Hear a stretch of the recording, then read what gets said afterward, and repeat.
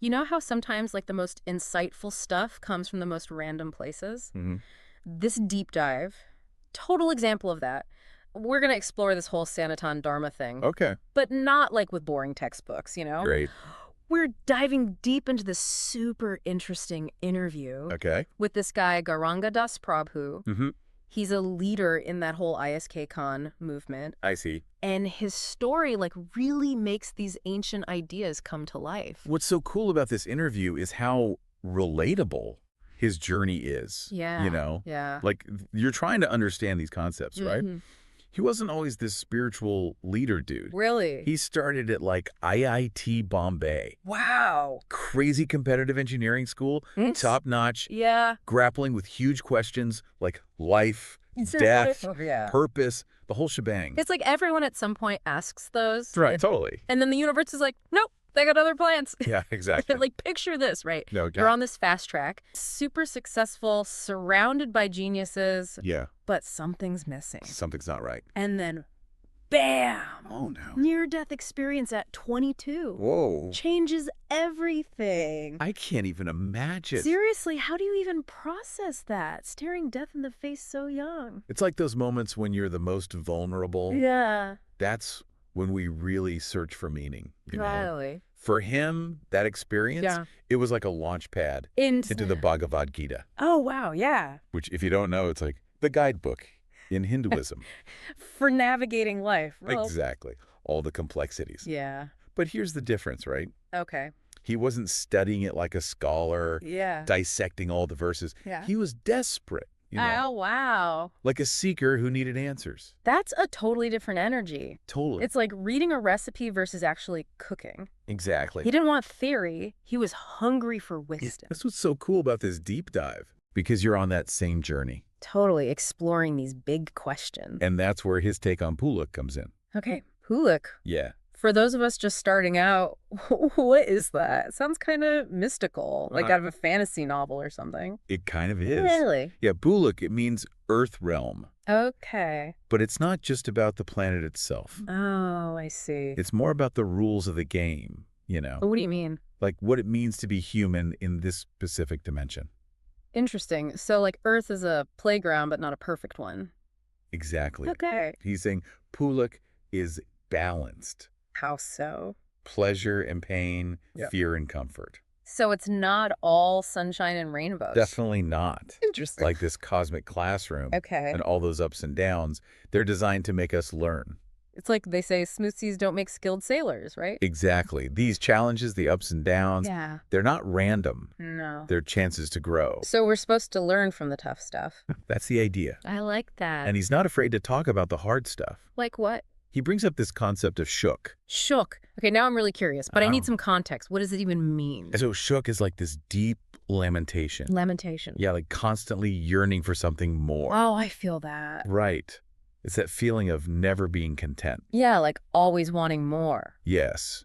Striving for the next best thing. And he says this shock, it's part of Puluk. It's everywhere in the human experience, he says. So you're telling me this never enough feeling, it's like built into us. Deep down. Wow, that actually explains a lot. Right. So how do we deal with it then? That's where understanding your Sanatan identity comes in. Sanatan identity. Yeah. Okay, now you have to break that down for me. It's big, but freeing once you get it. Okay, I'm listening. Sanatan identity. It sounds pretty deep. It is, but like in a Ooh. good way. Okay. Once you get it, it's like this weight off your shoulders. That's how. Imagine taking away all the labels, right? Okay, like what? Your job, your stuff. How many people follow you online? All the things we use to define ourselves. Exactly. What's left when you strip that all away? I guess who I am deep down. Without all the extras. Bingo! That's your Sanatan identity. Unchanging, timeless. Huh, like the core of who I am. Think of it like the Atman. That's the soul in Sanskrit. The soul, okay. And that part of you, it's bigger than all the chaos of Bulak. So how's this Sanatan identity help with that shock we talked about? The wanting more, never being content. Okay, so Gauranga Das Prabhu uses this example from the Ramayana. Where am I at? It's this epic Hindu story, and it's a great example. Okay, what happened? So there's Rama, this prince, about to be king. Okay. He's got everything, power, wealth, people love him. Living the life. Right. Then bam, exiled to the forest. No way, seriously. He loses it all, everything. Talk about a reality check. Talk about shock. It's like going from a penthouse to a tent overnight. Ouch, that's rough. But here's the thing. What? Even with this huge change, Rama's core stays strong. His Sanatan identity. Yep. He doesn't freak out because he knows real happiness. Yeah. It doesn't come from outside stuff. Not from things you can lose. Right. It comes from connecting with that unchanging part inside. That's pretty powerful, especially nowadays. Tell me about it. It's like we're always told who to be, what to have. Social media, the whole 9 yards. Yeah, and it's exhausting, like this constant pressure cooker of shuck. And that's exactly why he thinks recognizing our Sanatan identity is, like, essential. For dealing with modern life. Think about it. We get so caught up in appearances. Our jobs, our Instagram, all that. Exactly. And we become super vulnerable. Vulnerable to what? To anxiety, stress, that feeling of not being good enough. Because it's all based on stuff that can change. It's like building a house on sand. And then the tide comes in. Exactly. Life throws curveballs Gulick, remember? Right, right. And our whole sense of self can just crumble. And that's where the mental health crisis comes in, he says. Makes sense? Young people feeling anxious, depressed, empty. Yeah, it's like an epidemic. He thinks it's this disconnect. From their Sanatan identity. From that inner strength, that stability. They're so busy chasing the external. Right. We forget who we are inside. Trying to fill the void with stuff, but it never works. So what can we do about it? He says we got to be proactive about our minds. Like we are with our bodies. Exactly.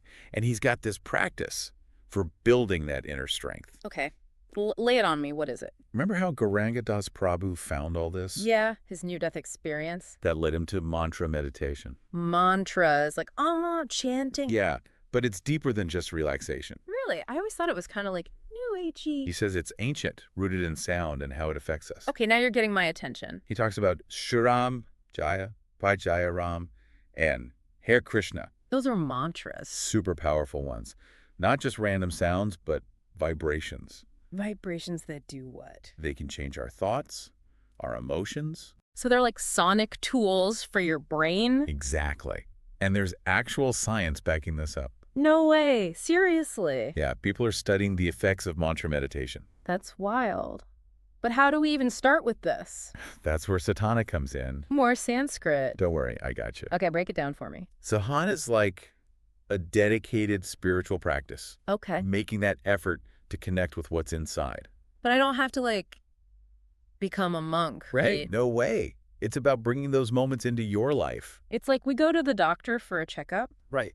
But our minds, we kind of just expect them to handle everything. It's true. Like they're supposed to just power through. All the stress, the information overload. And then we wonder why things go haywire. Exactly. The sadhana thing, it's like mental hygiene, right? Like a reset button for your brain. Okay, I can get behind that. We got to be as kind to our minds as we are to our bodies. Totally. But finding the time for it, it's tough. It's not about adding more to your plate, though. That's what I'm worried about. I'm already swamped. He's not saying you need to become a monk or anything. Okay, good. Because? It's about those small moments integrated into your life. So, like, instead of scrolling on my phone before bed? Maybe try some gratitude journaling instead. Huh. I like that. Or even just stepping outside, connecting with nature. Taking a break from the buluk chaos. Exactly. Finding those pockets of peace within it all. So it's about mastering the inner game, not escaping the outer one. You got it. That's what strengthens your Sanatan identity. And that makes you more resilient to the shock. Exactly. It's like building that unshakable core. So no matter what life throws at you, you can weather the storm. This has been eye-opening, really. It's a different way of looking at things, right? Totally. So if there's one thing our listeners take away from this, yeah, what would you want it to be? That real happiness, that deep sense of purpose, it's not out there somewhere. It's inside you. We have to cultivate it, nurture it. Exactly. We're not just products of our environment. Right. We have the power to change from within. And when you tap into that, through sadhana, that's when things really shift. You access this well of strength, wisdom, joy. It's always been there all along. Just waiting to be unleashed. This deep dive, it's given us so much to think about. It's just the beginning, though. That's the exciting part. There's always more to learn. Keep exploring these ideas. Keep questioning. Don't be afraid to dive deep into Sanat Dharma. It's a journey, not a destination. This has been amazing. Really appreciate you joining us. The pleasure was all mine. And to everyone listening, keep those minds curious and those deep dives coming. Until next time.